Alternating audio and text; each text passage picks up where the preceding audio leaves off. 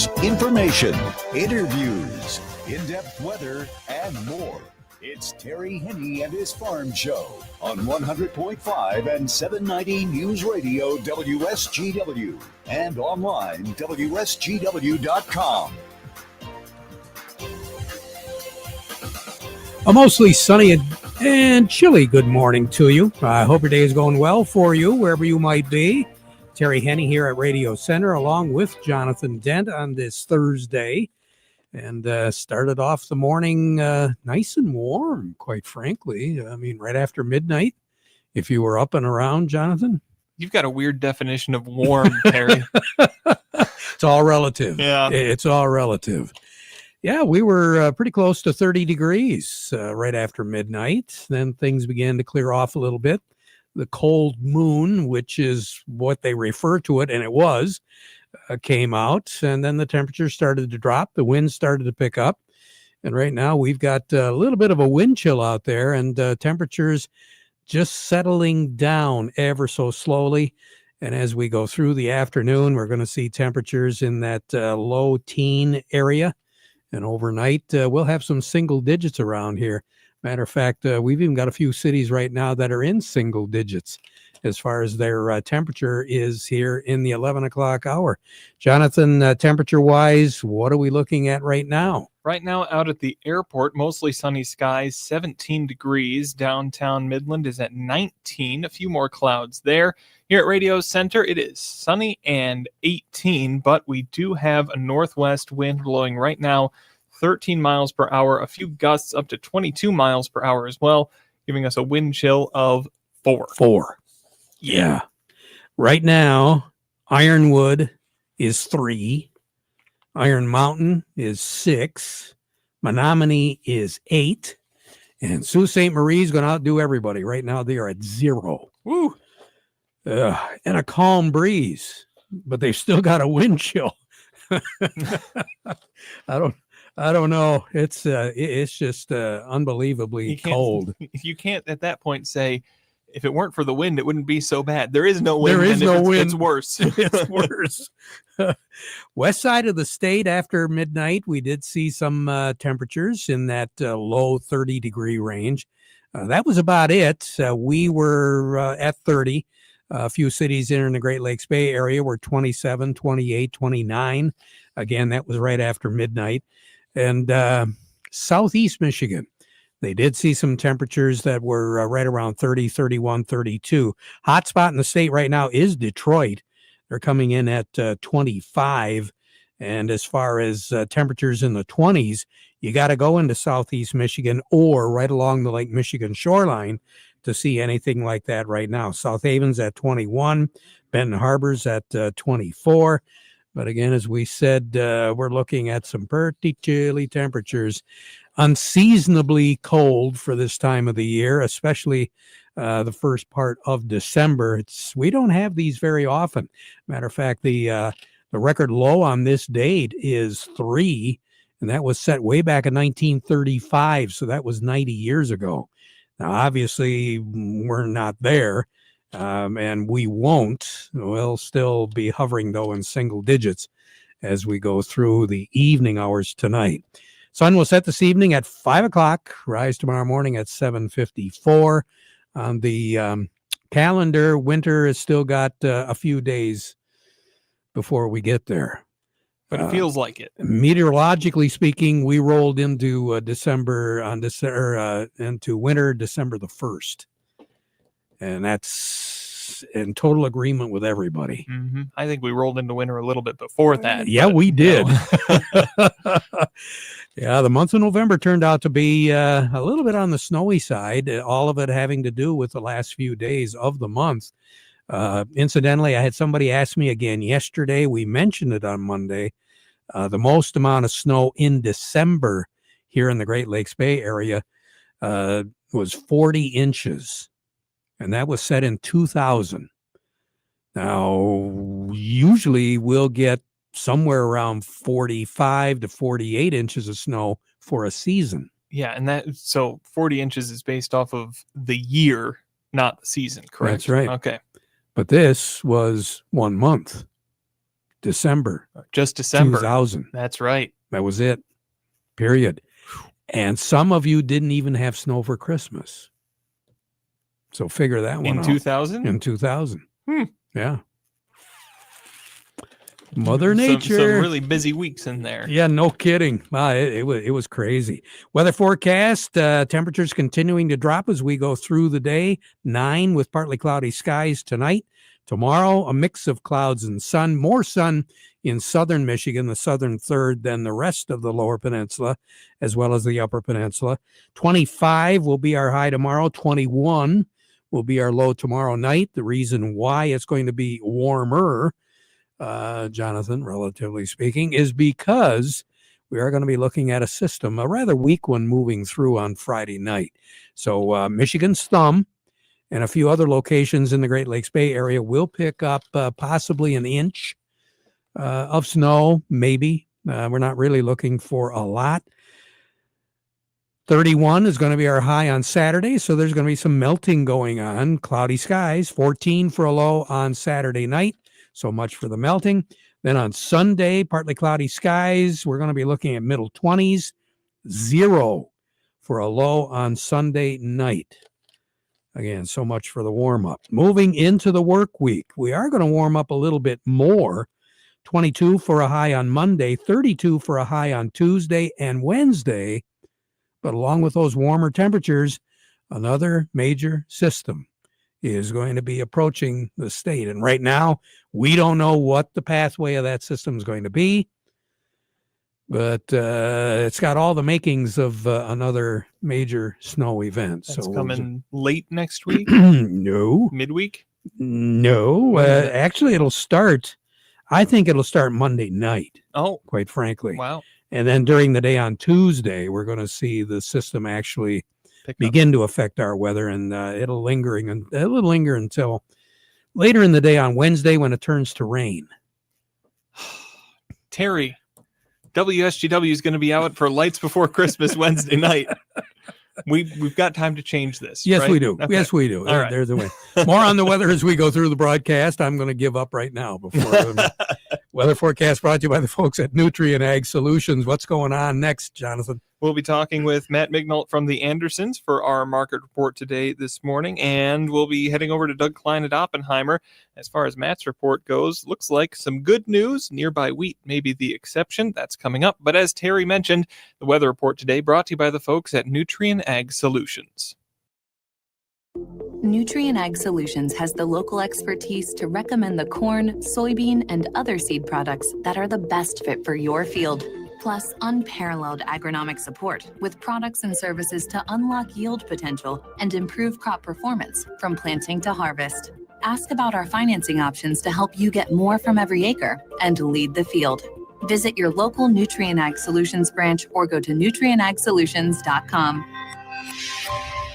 Say, do you want to unlock the secret to higher yields? If you're applying dry fertilizer, the key to better yield potential is Titan XC. Titan XC is a fertilizer biocatalyst that unlocks and releases the bound-up nutrients in granular fertilizer, promoting better root uptake and plant growth. Drive performance this season and beyond. Release more nutrition. Expect better results with Titan XC. For more information, visit lpi.ag/unlock or contact your Nutrien Ag Solutions crop consultant today. Farm Service brought to you today by the folks at Weiss Equipment in Frankenmuth. They've got those Farmall tractors ready to go, whatever you need to have done. The work doesn't stop for a lot of folks, and you need all the help you can get to make that work a little bit easier on your system. 35 to 140 horses, that's what they come in. And you'll find everything from the value-packed Compact Farmall A to the Deluxe Compact Farmall C and C Series with cabs. Remember, the tractor, it does it all. So no matter what you're doing, Can Do comes in red, and it is called Farmall. For more, just get a hold of the folks at Weiss Equipment in Frankenmuth doing it right longer. Incidentally, Jonathan, you got to go back to 1943. December of that year, we had no snow at all. So Santa had wheels. Yeah. No sled. White Christmas. No white Christmas at all. Matter of fact, it was one of the warmer Decembers we had on record, 1943. Wow. Yeah. Well, I say, let it snow, let it snow, let it snow. Yes, I think so. Along with us right now, Matt Megnault with the Andersons. Matt, have you ever had a Christmas without snow? I feel like just a couple of years ago, I feel like it was pretty warm. Maybe my memory's off, but I feel like it was just a couple of years ago. I could be off in left field there, though. I remember taking a picture of Christmas morning. The sun was out. It looked like it could be about 55, 60 degrees on the picture. And there was no snow anywhere. Yeah, I don't remember that warm per se, but I feel like a couple of years ago it was about mid 40s on Christmas Day, so it wasn't too bad out. And we've had really promising Decembers where we've had snow, but you get right up to it and boom, nothing. Yep, absolutely. It always, keeps us on our toes, I guess, is the best. Well, it's kind of like the markets, huh? Sure. Yeah, absolutely. Markets, a little bit better today, but we've kind of been this little seesaw effect here, a little bit up, a little bit down. We've kind of, around these holidays, you always kind of find yourselves wondering where this thing could really go. It's kind of teases us both ways here. Yeah. And any particular reason why it's teasing us this way? Up a little bit today, a little bit of a comeback from a down day yesterday. Right now we're waiting on just continuing to wait on more reports of, what the export path looks like. China has said to come in and get beans, but they got some work to do in terms of how to meet the quota that they said they'd meet. We're continuing to wait on once we get to January when they release overall finished yield reports, when they finish conducting surveys. There's just a lot of things we're waiting on right now per se. So right now on the board, what do you have? Yeah, right now here in Oakley, cash corn $3.97, and then cash soybeans right now sitting at $10.70, red wheat at $4.60, and white wheat at $5.14. New crop actually for next year, $4 corn next year, and $10.41 soybeans for next year as well, and then $4.90 for red wheat this coming summer. So some opportunities for some ahead pricing here? Yeah, it's definitely something to continue to guys think about. I mean, I don't think $4 corn is anything to, and I know it's about that right now, but maybe it's a good starting point for next year. And same thing with soybeans. We were, in the mid 9s right in the beginning of harvest. So being able to lock in something north of $10 pretty comfortably isn't something I want to, I would definitely be taking a look at. Yeah. Matt, you take care. We'll talk to you again next week. All right. Sounds good. Thank you so much. You betcha. Matt Megnault with the Andersons. Jonathan, who's up next? Over to Oppenheimer, talking with Doug Klein. The market report today brought to you by Krejak's House Family Restaurant in Bay City. Plenty of events and activities. I'm sure they were busy during the Thanksgiving holiday a week ago, and more family gatherings coming up as well. And if you're in charge of the food, Krejak's has you covered. Celebrations, banquets, you can order what you want and just pick it up at the restaurant or dine in.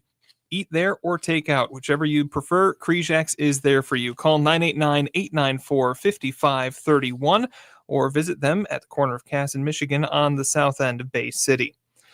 Market report also brought to you by Steiner Tractor. New parts for old tractors made easy. Hey, if you've still got the tractor out, good luck if you're still out there doing work. But Steiner knows that if that tractor stops running, everything stops. So they have the parts you need to keep it up and moving and get it ready for the spring. Yeah, we're already looking ahead that far. Go give them a call at 1-800-234-3280 or visit them steinertractor.com. Steiner Tractor Parts, new parts for old tractors made easy. Over to Oppenheimer now. We say good morning to Doug Klein. Doug, how we doing? Well, we're doing good. How you doing?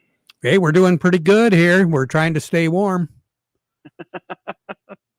Well, I could have used some warming utensils this morning when I was cleaning out the horse stalls, but I got through it okay. You made it. You made it. Well, just get those propane prices down and stuff like that, and we'll be fine. Yeah, we'll be good. Well, I don't know. The stock market had a good day yesterday, giving back just a teensy bit today, not like 0.1%. So not a big deal. Layoff announcements for the year, 1.1 million. That's the most since 2020 before we got hit with the pandemic. So don't want to have that again. I'd take the layoffs over shutting down the entire economy of the country. But Yeah, it makes you nervous what the government's got in mind for us to get those layoffs to go away. Hormel had their earnings. Here's a change. They actually had an okay earnings report, and they said business looks okay. So that's the first food stock ever in like years to say things are looking brighter. So who knows? Maybe that group has turned the corner. Maybe. Silver's given back about 1.8%. Not a big deal. Still 56.87. Still a decent price. I don't think the top is in yet, but then I didn't say that, so I don't know. I honestly don't know. So here's your numbers. The March corn, 447 and a quarter, up 3 3/4. September corn, 455, up 2 1/4. March soybeans, 1132 and a quarter, up 6 3/4. September soybeans, 1117 and 3/4, up 4 1/2. The March wheat is 540, up 1 3/4, and September wheat 567 and a quarter, up 2.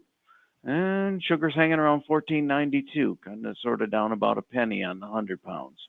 Crude oil is 59.80, up 85 cents. Heating oil is 230.12, up 0.04 of a penny, not much. Gasoline 183.40, up 0.6 of a penny. Natural gas 4.99, down 0.5 of a penny. Over to currencies, Canadian dollar, US dollar buys $1.39.44 Canadian. That's down 6 ticks. The dollar buys 154.89 yen. That's down 35 ticks. The euro's at 116.55, down 15 ticks, and the dollar's at 98.94, down or up 8 ticks. Gold's at 42.11, up $11.70. Silver's 56.85, down $1.07.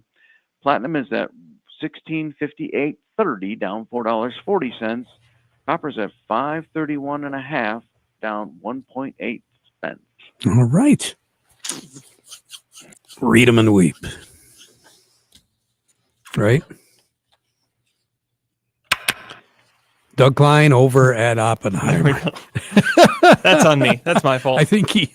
Yep. I think he was happy that we did break off the connection there. We got through it. Yeah, we made it. Farm Service brought to you today by the folks at the Frankenmuth Credit Union.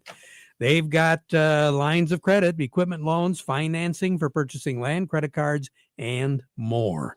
And they can be, if they aren't already, your hometown financial solution. So why don't you just check them out? You might be surprised at what they could do for you.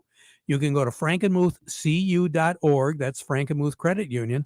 Or you can stop by any of their conveniently wide open offices right now. They're all over the area. And just chat with the folks there. They might be a really good option for you as you move ahead into the new year. The Frankenmuth Credit Union. On tap with us coming up here, Jonathan, who do we have? Well, let's head over to Jerry Samolsky real quick to check in with him from Bay Landscaping and Garden Center for our plant of the week. Jerry, good morning. Morning, guys. How we doing today? Hey, much better than the weather. Yeah. Well, that's not saying much, but that's good. Yeah, with this weather kind of put a crimp in us. We're just finishing planting our shade trees. Fortunately, the ground isn't frozen, so a lot of the other plantings are going to have to wait till next spring. But plant of the week this week is called Winterberry or Michigan Holly.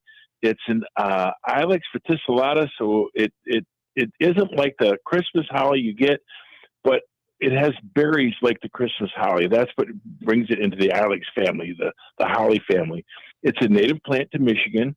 Lots of varieties. The straight species will get big, like the 16 feet, but there are other varieties that'll stay 4 and 5 feet, and they just berry up very heavily. Now, these plants have to have a male as well as a female plant, so you need to have 2 of them in order to get the berries.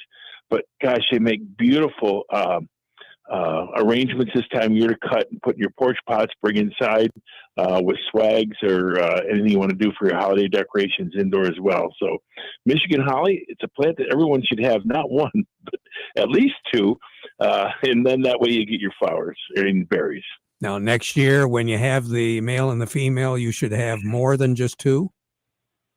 Well, of course, you should always have like hundreds of everything you plant in your garden, right?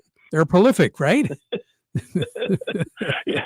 No, I mean, so one of the things, if we just a quick second, if we plant enough things and plant with a density, number one, there's no room for mulch, and number two, there's no room for weeds.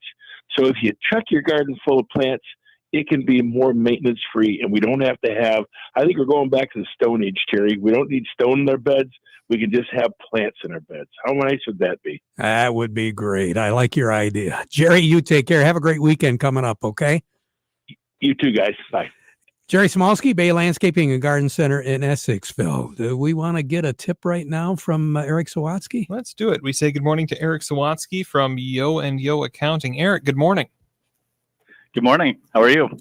Hey, we're doing great. We're looking forward to the new year here. Is there any changes to any sort of investing or contributions to different things that we should be looking for?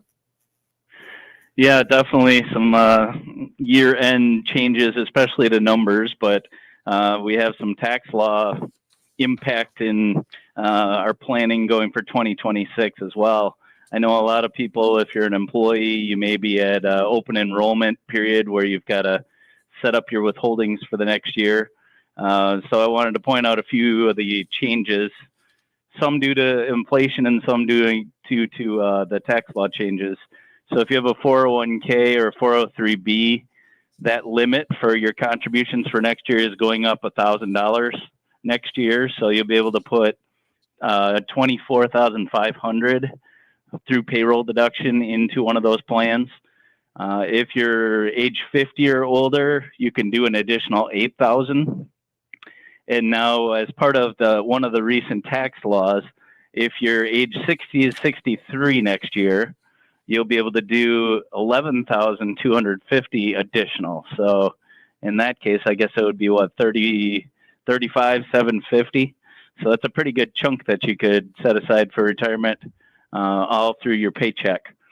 And then if you're doing individual contributions, like into a traditional IRA or a Roth, that limit is going up $500 this year to $7,500 per person. Again, you have to have income during the year of at least that much to be able to make the contribution, but $7,500 is the limit. And if you're 50 and older, you'll be able to do $1,100 additional. And then the last one I'll just point out is health savings accounts. If you have a high deductible health plan, and then you open an account, a health savings account, that can be used for medical.